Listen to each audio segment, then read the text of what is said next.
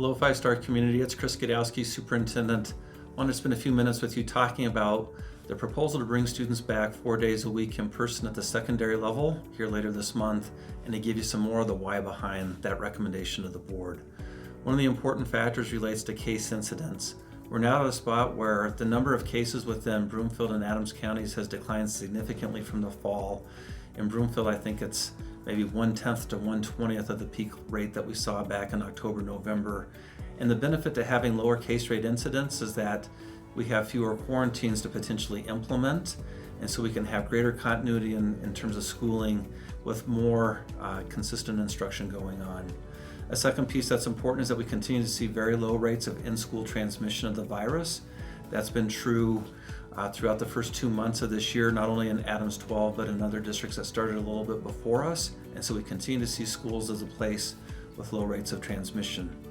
A third piece that's important is that we've made dramatic strides forward in vaccinating our staff. Over the last couple of weekends, we've had sizable clinics here at the central office where all of our staff who've had interest in getting vaccinated have now had that chance to be vaccinated. What we see in some studies from the New England Journal of Medicine is that after 2 weeks after your first shot, there tends to be 92% plus immunity against coronavirus transmission or contracting that virus if you've been vaccinated. So we feel like our staff are now in a better spot. And as you wrap all those things together, what it allows is many fewer incidents of having our staff have to go out in mass quarantine situations where we have to potentially move a school to a place of having remote instruction for a couple of weeks like we did in the fall. So those are all very positive factors.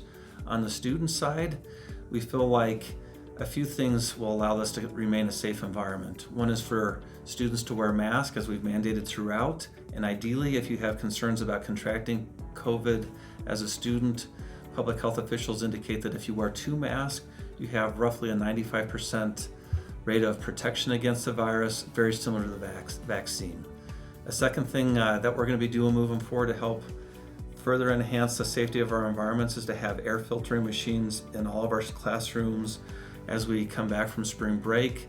That provides additional enhancements against airborne transmission on top of the air circulation that we've been doing in a much more active way throughout the pandemic. And then finally, on physical distancing, we're not going to be in a spot in every classroom that we can maintain the 3-foot physical distancing, desk edge to desk edge. We've talked about that with public health officials. They still believe that given the masking, the ventilation, the air purification, and the low levels of in-school transmission, that students will be in a place where their odds of contracting the virus are very low. For those who have concerns about it, as we noted in the proposal, we would definitely support instructing your child fully remote throughout the rest of the semester if that's your preference. So those are the big weighty factors that have been on our minds in developing this new proposal. We'll look forward to looking more at your intent forms as we conclude that survey window on Wednesday.